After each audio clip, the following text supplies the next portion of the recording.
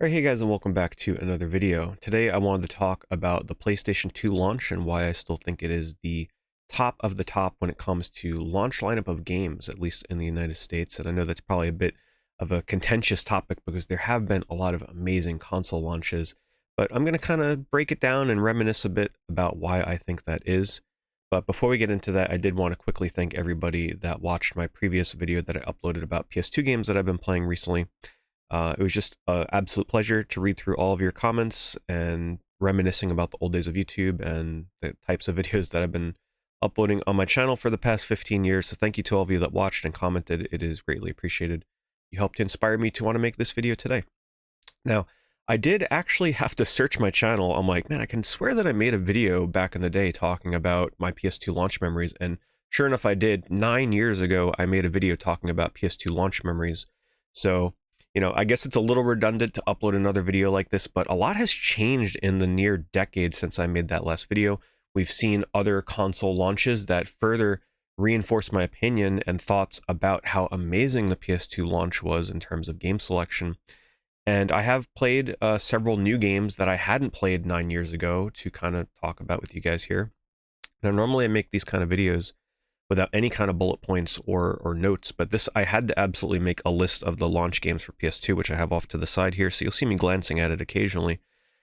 But I've also broken it down by genre, because the PlayStation 2, I think a lot of people forget just the amazing breadth and variety of games that we got, but not just variety of games, but variety of genres.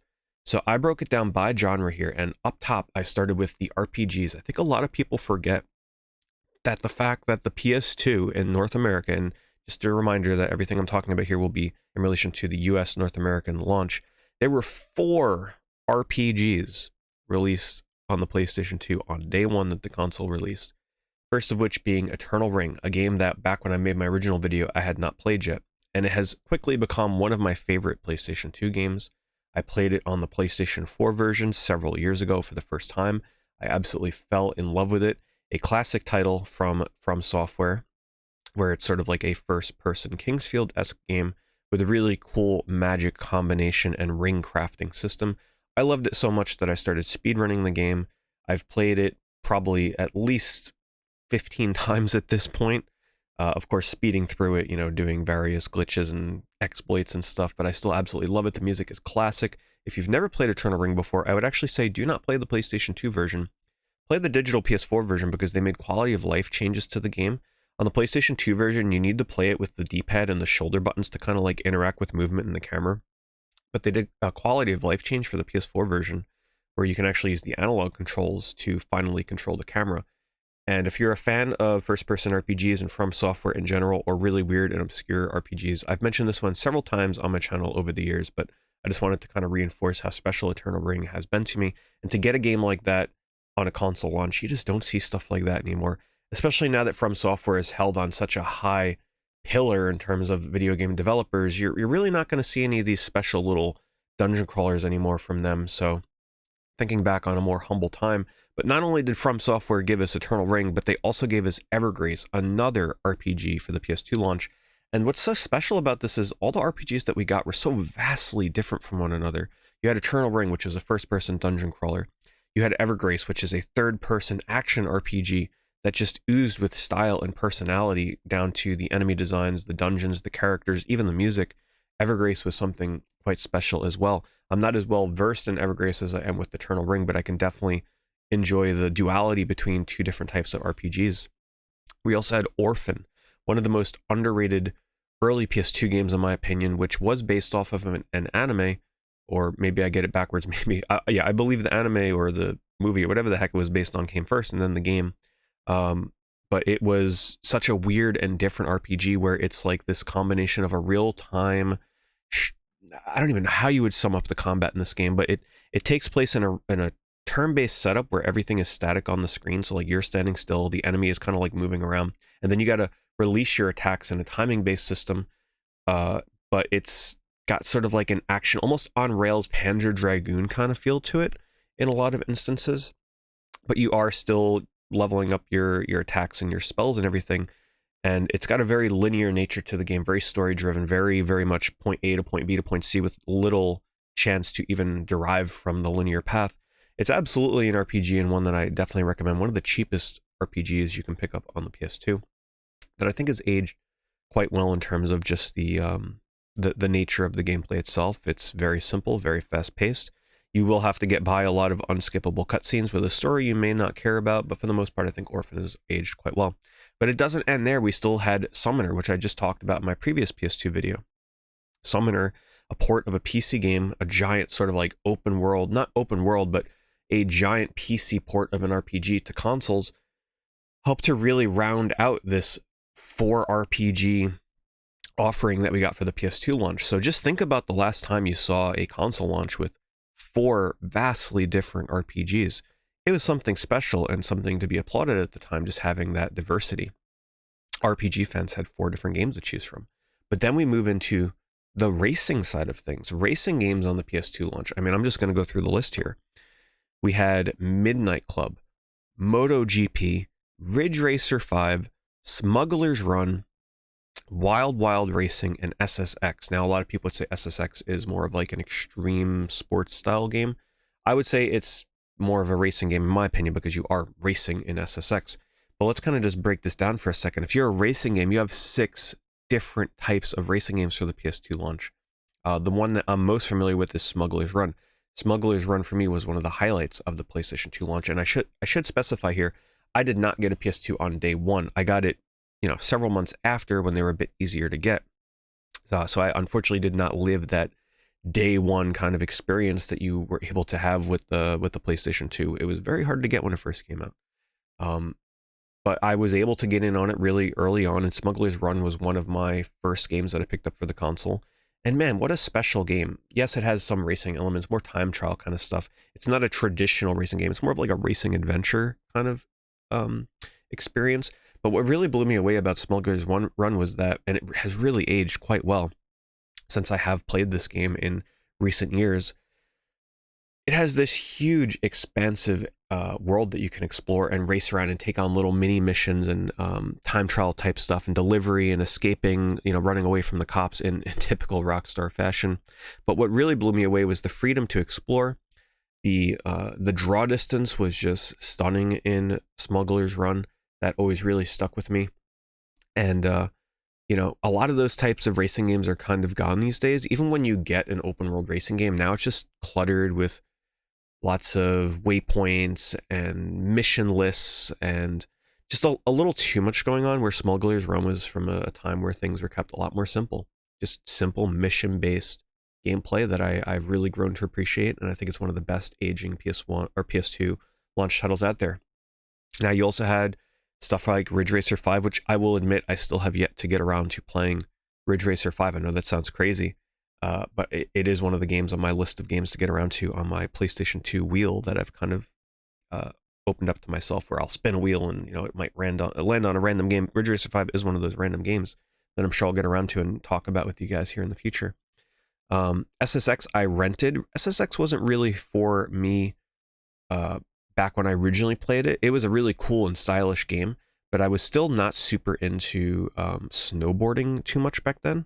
I was more of a Tony Hawk kind of person, but I definitely appreciated the style of SSX, and of course, SSX grew into something quite special for many people, especially leading up to SSX Tricky. It's kind of unfortunate that the series has kind of gone to the wayside, even after the somewhat decent remake. I did play the remake of SSX on Xbox 360, and I was a pretty big fan of it, so it's kind of a shame that we really haven't seen a revival at all of the SSX brand. And then, of course, Midnight Club. Look what Midnight Club became. Midnight Club had many sequels over the years, which was, a fan favorite for many people. I never quite get into it as much as others, but you got to appreciate the variety that was with the launch of PlayStation 2. And then we move on to action games. So, tons of RPGs, tons of racing games. We move on to action. Action, I lumped it in with games such as Armored Core 2, Dynasty Warriors 2, Gun Griffin Blaze, and X Squad. I want to draw attention to one game, which I think a lot of people are sleeping on. And this is one that I did not play in my video that I made 9 years ago. And that is Gun Griffin Blaze from Working Designs. Now, this is a cheap Working Designs game, which, are usually two things you never hear put together in the same sentence these days. But it's a very short mission-based structure game where it's, you just choose a mission, you go in, you do the mission, it takes anywhere from 5 to 10 minutes, and you move on. Super fast paced, super arcadey feeling, amazing music. If you just want to blow stuff up in a mech and have a ton of fun doing it, Gun Griffin Blaze gets one of my highest recommendations. And I think I mentioned this one in a video like a year ago, but I wanted to just reiterate for those of you that have not checked out Gun Griffin Blaze yet. It's got one of those nice foil covers as well, which I know some of you are fans of. But we also had Armored Core 2. As we all know, Armored Core is blowing up recently with the release of the new Armored Core game. And Armored Core 2 was also part of the launch lineup, a game that I actually rented from Blockbuster when I first got my PS2, and I didn't care for it. I wasn't a fan of how much you had to fiddle around with like building your mech and everything, and it was probably way more harder than I was anticipating, to be honest with you. And yeah, it wasn't my cup of tea. But just the fact that we had a mech action game, we had two mech action games actually, and then we had one of my personal favorites, Dynasty Warriors 2. The humble beginnings. Who could have ever imagined what Dynasty Warriors would become all these years later, where we had this cool little, hopefully I pronounce this right, Muso action game, where who could have imagined that Dynasty Warriors would spawn off as many games as it has, as many spin-off titles in the series. I mean, Dynasty Warriors just went crazy in recent years, to the point where I can't even keep track of how many games are released in that series anymore, but people still eat them up. They still love it. You know, it's pretty much like the Madden of action games, or like the sports, you know, EA sports titles of action games. I loved it.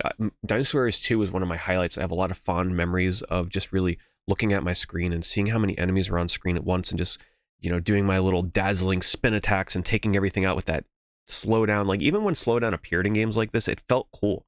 It felt cool to kind of see the PS2 being pushed to the point where it struggled to keep up with what was on screen.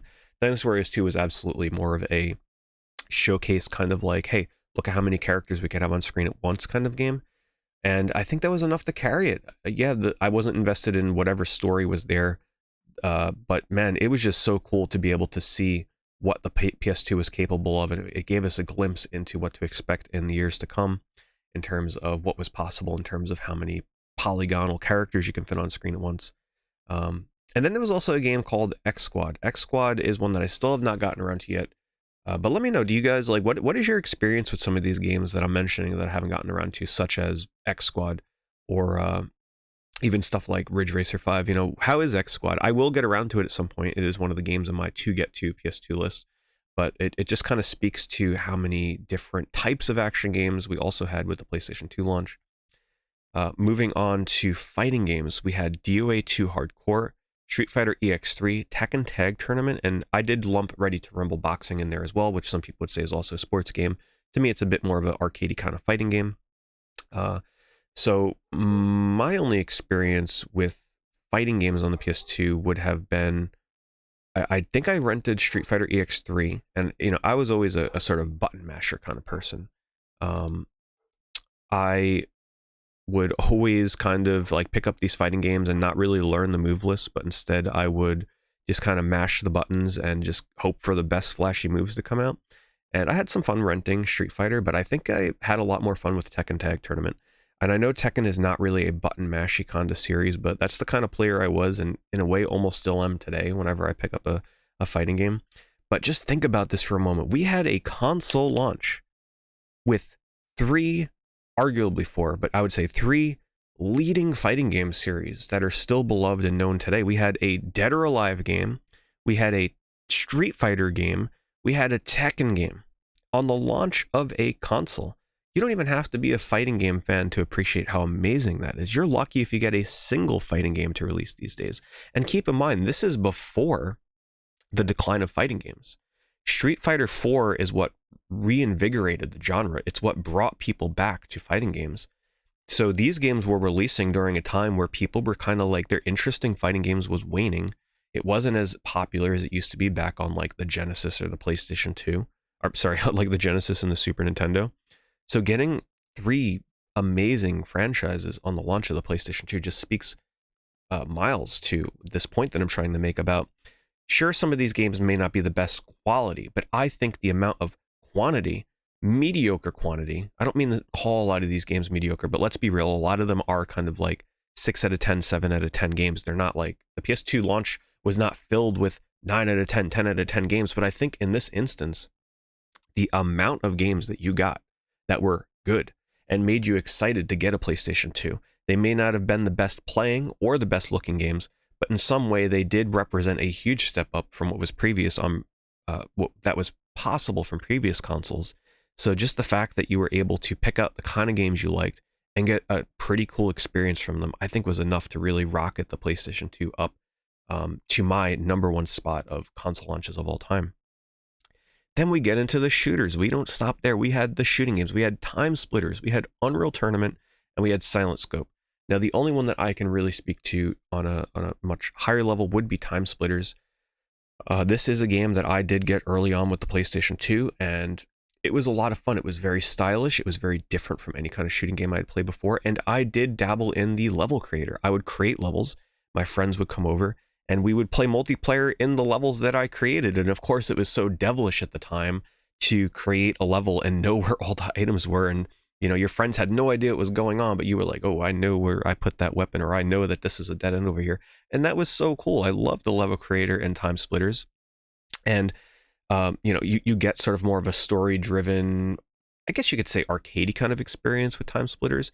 And then you get an arena shooter like Unreal Tournament. I didn't dabble too much into Unreal Tournament.